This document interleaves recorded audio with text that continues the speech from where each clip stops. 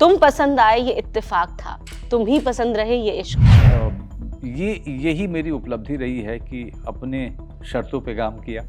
मुझे बहुत खुशी है कि भैया जी जो है 100वीं फिल्म है, ये बहुत ज़्यादा स्ट्रांग है, लेकिन उतना ही घरेलू है, उतना ही पारिवारिक भी है। वो रूप आप देखेंगे जब फिल्म देखेंगे। यूं तो मेरे सर झुकाने से हर मसला हल हो जाएगा, लेकिन फिर मेरे किरदार का कत्ल हो जाएगा। आपके साथ वो नहीं नहीं, था। मैं सरेंडर करने की बात नहीं कर, वो न करना जो लोग चाहते हों कि आप करें, बल्कि वो करना जो आप करने के लिए निकले थे, उस पे टिके रहना सबसे बड़ी जद्दोजहद। कलाकारों से मिलना होता है किसी एक फिल्म के लिए, किसी एक प्रोजेक्ट के लिए, पर ये बहुत कम होता है, बहुत ही कम होता है जब आप किसी कलाकार से तब मिलते हैं जब उसके पूरे सफर की बात हो रही होती है।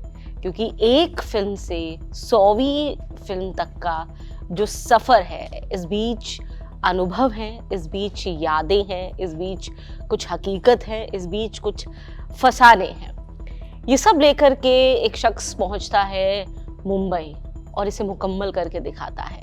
हम बात कर रहे हैं आज हमारे बिगेस्ट देसी, biggest self made superstar Manoj Bajpayee की। मनोज जी, आपका बहुत बहुत स्वागत है। Thank you very much. और मनोज जी, आज जब हमने 99th फिल्म पे आपसे बात की थी और हमने तब ये मनाया था ईश्वर से कि जल्दी 100वीं फिल्म की रिलीज पर हमारी बात हो, तो आज हम 100वीं फिल्म भैया जी पर आपसे बात कर रहे हैं and it feels so good. आपको बहुत बहुत मुबारक हो इस सेंचुरी के लिए, बहुत बहुत मुबारक हो।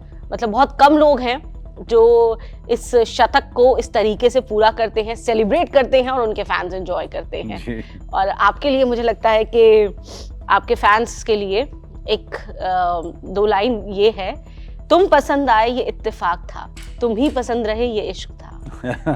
बहुत बढ़िया।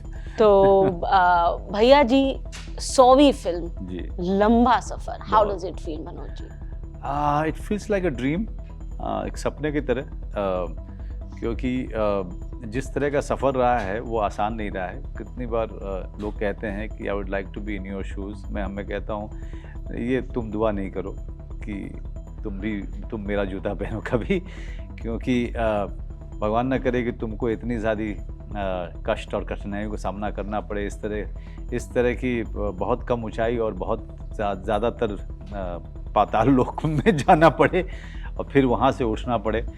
ये बड़ा दुर्गम रास्ता, दुर्गम यात्रा, लेकिन अच्छी बात यह है कि आप लगातार काम करते रहे, लगातार आप सर झुका करके हर काम को जो है पहला काम मानते रहे, और ये करते करते 30 साल गुजर गए सिनेमा में, जहाँ पे मैंने सोचा भी नहीं था कि मैं 10 कर पाऊँगा। तो ये अपने आप में मेरे लिए बहुत बड़ी उपलब्धि है। लेकिन मनोज जी, जब आप ये कहते हैं कि सर झुका कर काम, लेकिन हमने ये भी देखा है और बहुत करीब से देखा है कि आपका सर झुकाना ऐसा नहीं था कि कहते हैं ना कि यूं तो मेरे सर झुकाने से हर मसला हल हो जाएगा, लेकिन फिर मेरे किरदार का कत्ल हो जाएगा। आपके साथ वो नहीं नहीं, था। मैं सरेंडर करने की बात नहीं कर, मतलब किसी के हैड बीन, आई थिंक आपके जो वर्च्यूज थे जी, आप उस पर कायम रहे। जी, जो वर्च्यूज़ हैं, जो आपके जो उसूल हैं, आपके जो ईमानदारी है, आपके मेहनत पे आपका विश्वास, और वो न करना जो लोग चाहते हों कि आप करें, बल्कि वो करना जो आप करने के लिए निकले थे, उस पे टिके रहना सबसे बड़ी जद्दोजहद। तो मेरे ख्याल से यही मेरी उपलब्धि रही है कि अपने शर्तों पे काम किया, और 30 साल हो गए। अपने शर्तों पे तो आदमी 1 साल तक नहीं कोई टिक पाता है, बिल्कुल। और 30 साल तक मैं टिका रहा। 30 साल के बाद आज मैं उसको सेलिब्रेट कर रहा हूँ आप लोगों के साथ में, भैया जी के साथ में, तो ये मेरे लिए बहुत बड़ी उपलब्धि है। बिल्कुल। और कहते हैं कि हर किरदार के साथ एक बेहतरीन एक्टर जो है उसकी डेफिनेशन बड़ी होती जाती है, उसके काम का दायरा बड़ा होता जाता है, उससे जो उसके फैंस को, जो लोगों को एक्सपेक्टेशंस हैं वो भी बढ़ती जाती हैं। लेकिन भैया जी के साथ तो मतलब ऐसा लगता है कि आपने ऐसा एक मास्टरपीस दे दिया है कि 100वीं फिल्म के बाद लगता है 200वीं फिल्म का भी आपकी जल्दी ही इंतजार है। भगवान करे आपके मुंह में घी शक्कर। अभी जैसा मैंने पहले किया था कि मैंने कभी गिना नहीं कि मैंने कितना किया। ये तो अपूर्व सिंह कार्की जो भैया जी और बंदा का डायरेक्टर है, उसने आके मुझे एक दिन कहा कि या तो साइलेंस आपकी 100वीं फिल्म होगी या हमारी फिल्म 100वीं होगी। मैं चाहूँगा कि आप ये भैया जी आपकी 100वीं फिल्म हो। मैंने कहा यार वो साइलेंस जो है वो OTT पे है, अब उन OTT वालों को मैं डिक्टेट नहीं कर सकता, लेकिन बस दुआ करो कि ये भैया जी 100वीं फिल्म हो जाए। और ये देखिए कि साइलेंस वालों ने चूज़ किया भैया जी से पहले आना, और भैया जी, तो मुझे बहुत खुशी है कि भैया जी जो है 100वीं फिल्म है, क्योंकि एक मेन स्ट्रीम फिल्म है। मेन स्ट्रीम फिल्में देख करके दिमाग में एक सपना जागे कि हम एक्टर बनना चाहेंगे, और उसी मेन स्ट्रीम फिल्म के साथ में मेरी फिल्म मेरे 30 साल पूरे हो रहे हैं और मेरी वो 100वीं फिल्म हो रही है। बड़ा ये अदी कैरेक्टर है, हालांकि मुझे लगता है अदी कैरेक्टर्स में तो महारत आपको हासिल हो गई है, और बड़े एफर्टलेसली आप जो लेकर के आते हैं ना उसको बाहर, ऐसा लगता नहीं है कि ये मैंने तो खैर आपने जरूर की होगी लेकिन देखकर ऑन एयर नहीं लगता है, ऐसा लगता है that character was so much with in you और आप बहुत इजीली उसको लेकर के आए। लेकिन ये जो कैरेक्टर है इसके शेड्स बहुत सारे हैं, कहीं ये रॉबिन हुड भी है, कहीं ये बहुत ही एक एवेंज की आग उसके अंदर जल रही है। तो आपको लगता है कि because I certainly feel this is one of the strongest character जो आया है निकल के मनोज बाजपेयी से। जी बहुत ज़्यादा स्ट्रॉन्ग है, लेकिन उतना ही घरेलू है, उतना ही पारिवारिक भी है। वो रूप आप देखेंगे जब फिल्म देखेंगे तो एक रिश्ते निभाने वाला आदमी है, परिवार के साथ रहने वाला आदमी, समाज के साथ रहने वाला आदमी, बुजुर्गों की देखभाल करता है, वो समाज कल्याण वाला आदमी है। लेकिन एक रूप दूसरा भी है जो आपको ट्रेलर में दिखता है, वो रूप तक कैसे पहुंचता है वो ये कहानी आपको फिल्म में देखने को मिलेगी। लेकिन ये इस तरह का किरदार, इतना एक पोलाइट आदमी भी स्ट्रांग होता है, तो भैया जी वो हैं जितने भी पोलाइट हो लेकिन अंदर में बहुत स्ट्रांग आदमी हैं।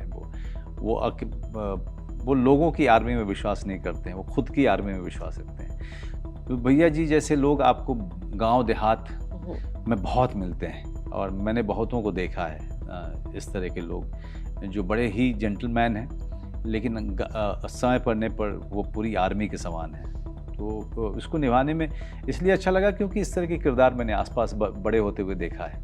तो जनरली हम ऐसे किरदारों को, लोगों को आसान लगता है बाहुबली का नाम दे देना कि भाई ना, मतलब सीधी तरीके से ना कह रहे बहुत अच्छा है, ना कह रहे बहुत खतरनाक है, बाहुबली कह करके सुरक्षित हो जाते हैं। तो ये भैया जी क्या ऐसे ही बाहुबली हैं या फिर बाहुबली? मैं चाहता हूँ कि आपके पैसे का आपको पूरा हिसाब मिले, इसलिए मैं चाहूँगा कि आप फिल्म में देखो आप जा करके, क्योंकि एक पूरी यात्रा है भैया जी की, और वो उस यात्रा को मैं बर्बाद नहीं करना चाहता हूँ, वो स्वाद नहीं खराब करना चाहता हूँ। नहीं वो तो कितनी भी बार बता दें हम देखेंगे तो फिर भी जा करके देखनी तो है ही खैर। लेकिन जैसा मैंने कहा कि भैया जी परिवार में बहुत विश्वास रखते हैं, परिवार और समाज से उनका जुड़ाव बहुत ज़्यादा है, बहुत ज़्यादा जुड़ाव है।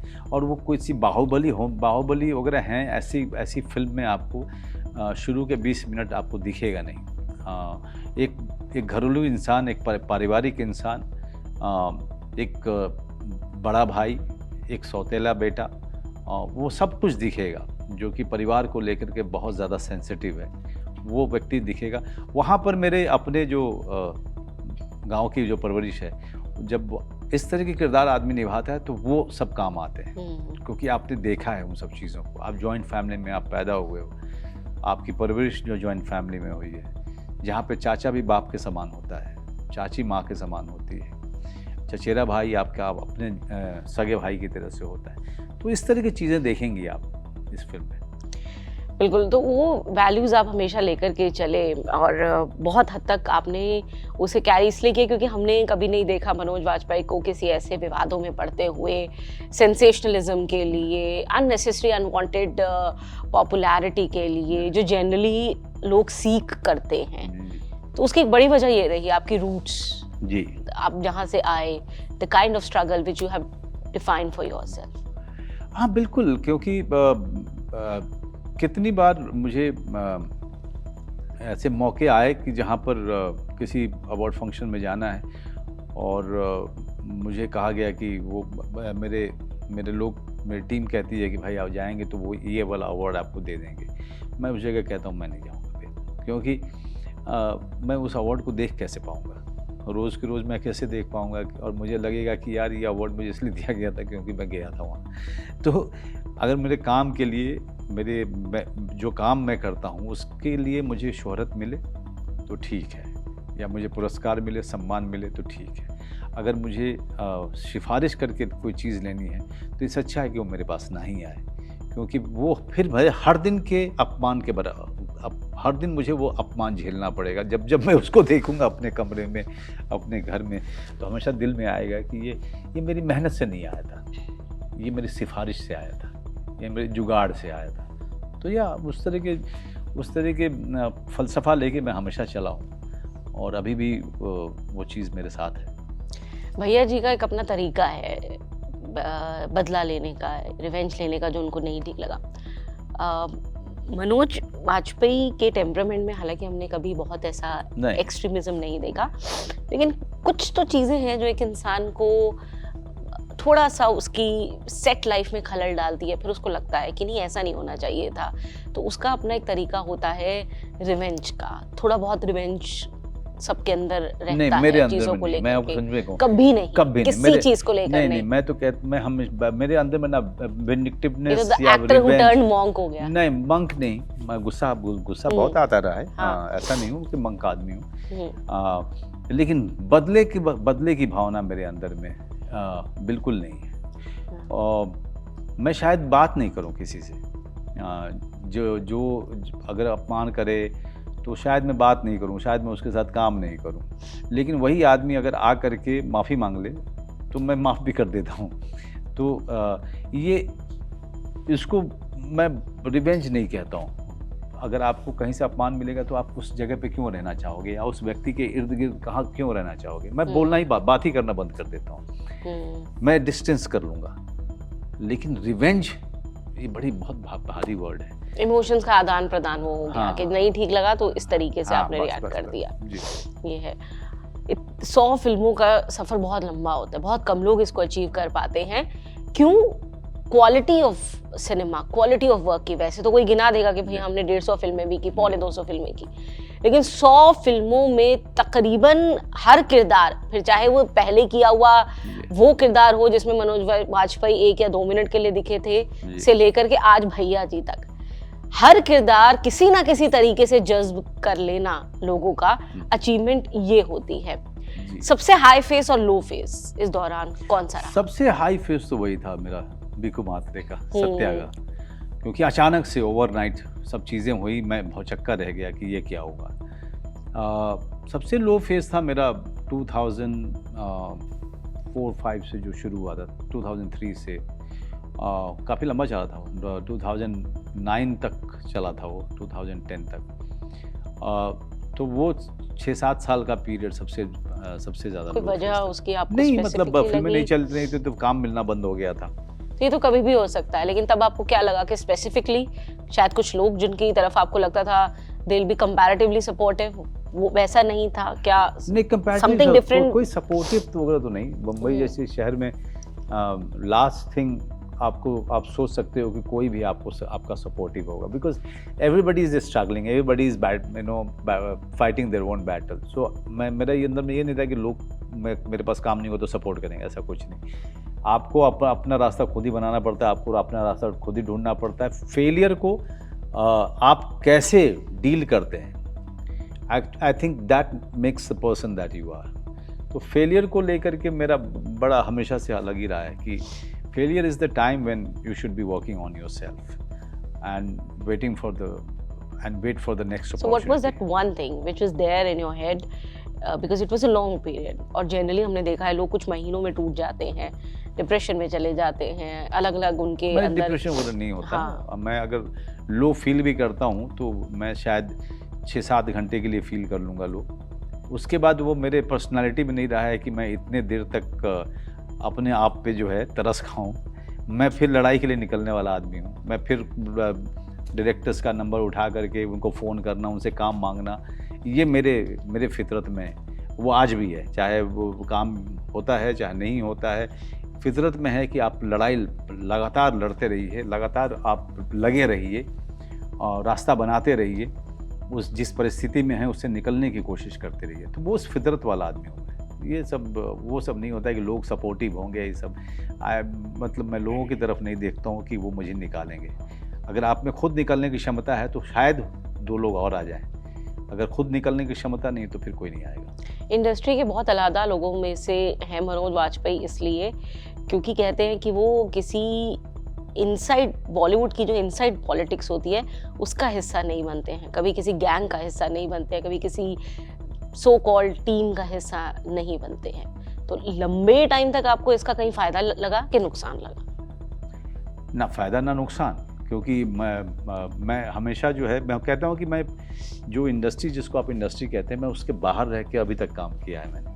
तो जब आप बाहर रह के काम कर रहे हैं, काम करते हैं, आप चले जाते हैं, और आपने ज़्यादातर उन लोगों के साथ काम किया है जो या तो नए डायरेक्टर्स हैं या वो डायरेक्टर्स हैं जो खुद ही बाहर हैं, तो उन लोगों के साथ आप काम करते हैं और उन लोगों के साथ अच्छा काम किया, एक फिल्मोग्राफी तैयार हुई, एक अच्छी फिल्मों का सिलसिला तैयार हुआ। तो अगर आप देखें तो जिस टीम की आप बात कर रही हैं, मेरी कोई फिल्म नहीं है, जितनी सारी जो टीमें हैं उनके साथ में मेरी कोई फिल्म नहीं है, क्योंकि जिस तरह का काम मैं करना चाहता था वो लोग नहीं बनाते हैं, और जिस तरह की फिल्में वो बनाते हैं उसमें मेरी ज़रूरत नहीं है। तो दोनों ही चीज़ें थी। तो मुझे अपने डायरेक्टर्स खुद ही ढूंढने थे, खुद ही तैयार करने थे, और मैंने बहुत नए डायरेक्टर के साथ काम किया है। बहुत बड़ी बात है मनोज जी के इतना लंबा सफर आपने पूरा रास्ता बनाया है, नया बनाया है अपने लिए, क्योंकि वो जो सेट रोड था वो कुछ लोगों के लिए था, कुछ चेहरों के लिए था, या फिर अगर नए चेहरे आते भी हैं तो उनको ऐसा दिखना चाहिए, इसलिए वो रास्ता उनके लिए था।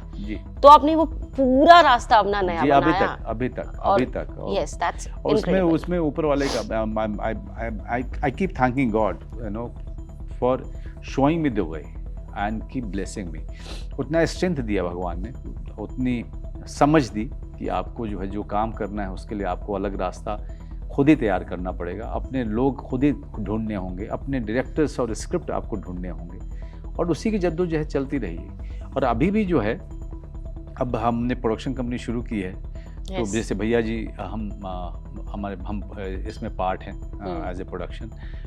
आगे की एक फिल्म आ रही है तो वो भी हमारे पास। तो ये सब कहानियाँ हमने ढूंढी हैं, ये सब डायरेक्टर्स हमने ढूंढे हैं, हमने अपनी एक टीम तैयार की है। आगे भी जो है ऐसे डायरेक्टर्स हम लोग साथ में काम कर रहे हैं, बहुत सारे नए और डायरेक्टर्स हैं, तो ये सिलसिला चलता रहेगा। और ये बड़ा ज़रूरी है, क्योंकि भैया जी जैसी फिल्मों का ट्रीटमेंट क्या होना चाहिए जी, ये इसके लिए एक सेट टीम जैसे आपने बनाई है, ऐसे ही टॉपिक्स, ऐसी ही कहानियों को ट्रीट करने के लिए एक तो जहनियत चाहिए। जी, तो वो जहनियत के लोग एक साथ आ जाएंगे तो सर्टेनली वो स्टोरी टेलिंग में मदद करेगा। चाहे भले वो 4 साल वो टीम रहे, चाहे वो 2 साल रहे, कम से कम उस दौरान में आप अच्छे काम एक साथ मिल करके कर जाएं, जिससे सबका फायदा हो।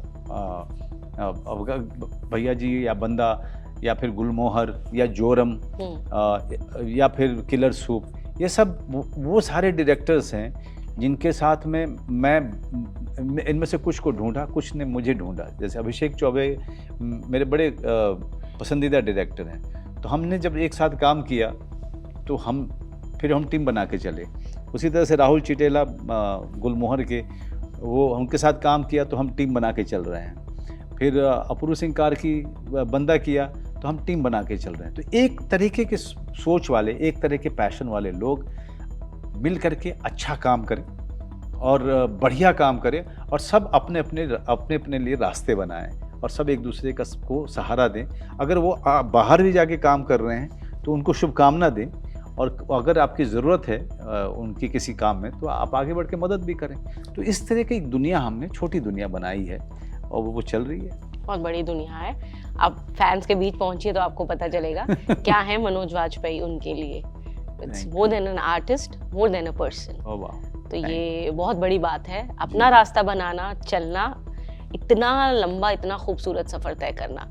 Lastly, what is current state of mind of Manoj Vajpayee? Current state of mind? When you're standing at the 100th film.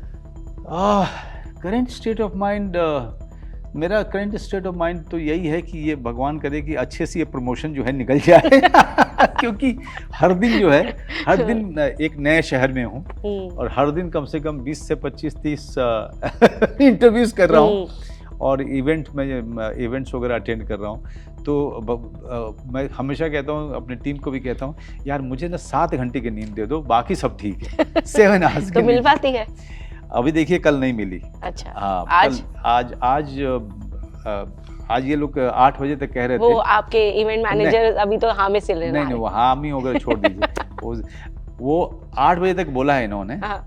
और फिर अभी बोल रहे थे कि हो सकता है कि 9, साढ़े 9 भी बज सकता है। फिर 10:30-11 भी बज सकते हैं। चलिए मनोज जी, आपको बहुत बहुत शुभकामनाएं। और क्योंकि मैं वक्त जितना हो सकता है कम इसलिए ले रही हूँ, मैं चाहती हूँ कि आपको 7 घंटे की नींद जरूर मिले और बहुत मंगल कामनाएं भविष्य के लिए आपको। और आपके लिए इस पथ का उद्देश्य नहीं है शांत भवन में टिक के रहना, बल्कि पहुंचना उस सीमा पर जिसके आगे रहा नहीं। So wish you all the very best for Bhaiya ji, and I think 100 more movies, 500 more movies coming from Manoj Vajpayee. Thank you. Thank you so much for talking to us. Thank you. Thank you.